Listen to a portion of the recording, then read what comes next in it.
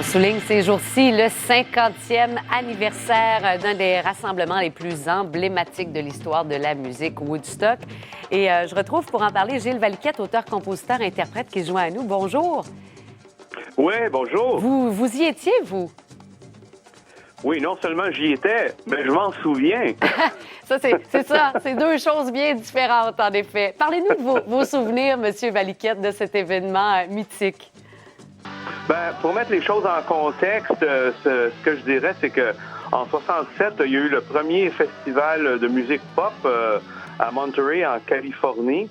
Puis on a entendu parler dans les périodiques musicaux, là, puis on a vu le film en 68. Alors, en 69, on était mûrs, je parle de ma génération, là, pour assister à un de ces festivals-là. Il y en avait plusieurs. Moi et mes amis, on avait jonglé sur le fait que peut-être qu'on voulait aller à Atlantic City. Il y avait eu un festival là, 2 semaines avant Woodstock, mais finalement, on a choisi Woodstock à cause de la liste des artistes. Alors, moi et mon groupe, on était 17. On a loué un camion rider jaune, puis on s'est installé là-dedans avec nos sacs de couchage. On est parti le jeudi soir, puis on est arrivé aux petites heures le vendredi matin. Puis j'imagine qu'aujourd'hui, ça fait exactement 50 ans qu'on s'est réveillé là, sur la route de Woodstock. Ça vous plonge dans quel état d'esprit, M. Valiquette, 50 ans déjà? Ben, ce que je dirais, c'est qu'on a...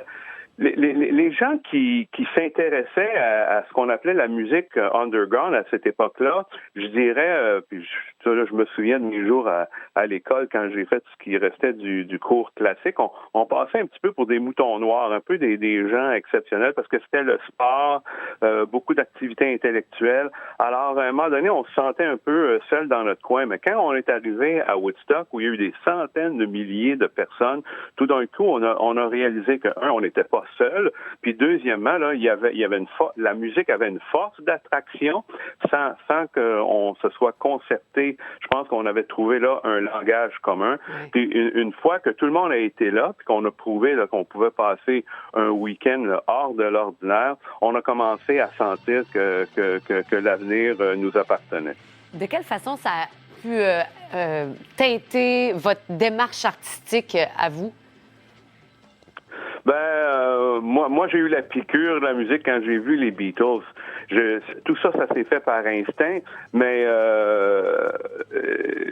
j'ai senti dès le départ que la chanson était une façon de s'exprimer qui m'allait bien à moi puis qui allait bien à ma génération. Puis je pense que quand on regarde la génération des baby boomers en général, je pense que la chanson en particulier, puis je dirais ici certainement au Québec, la chanson a une place privilégiée dans la mosaïque culturelle. Et parlez-nous justement du comment je dirais, peut-être du regard que vous posez sur la musique de 2019? Ben, je veux dire, chaque génération a ses héros, a son langage. Alors, les choses changent, bien entendu. Puis, je pense que faut réaliser qu'à un moment donné, quand on est marqué par certains artistes ou certaines chansons, on grandit avec. Hein? Alors, c'est un peu ça qui nous arrive. Alors, aujourd'hui, on a beaucoup de diversité. Puis dans cet esprit-là, le domaine de la musique s'est fragmenté beaucoup. Alors, des rassemblements comme on a vu à Woodstock, on n'est pas prêt de revoir ça. C'est une autre des raisons pour lesquelles là, on prend un moment pour se souvenir de ce moment-là aujourd'hui. Absolument. 450 000 festivaliers au lieu des 50 000 attendus. Il y a quand même un côté sombre à Woodstock. Plusieurs historiens, justement, l'ont souligné au cours des derniers jours. Hein. Avez-vous été témoin de ça? Vous, on a parlé des agressions sexuelles, par exemple.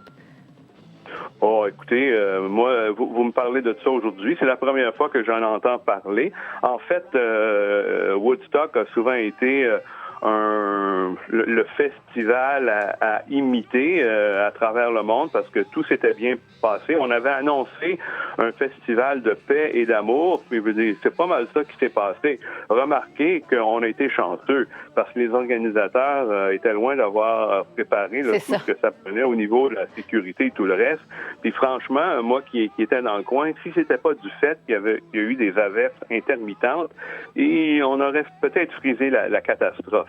Alors, oui, c'était beau, mais on était chanceux aussi. Aussi, c'est important de le dire. Merci beaucoup, Gilles Valiquette, d'avoir partagé ces souvenirs que vous avez de cet événement. Merci, bonne journée.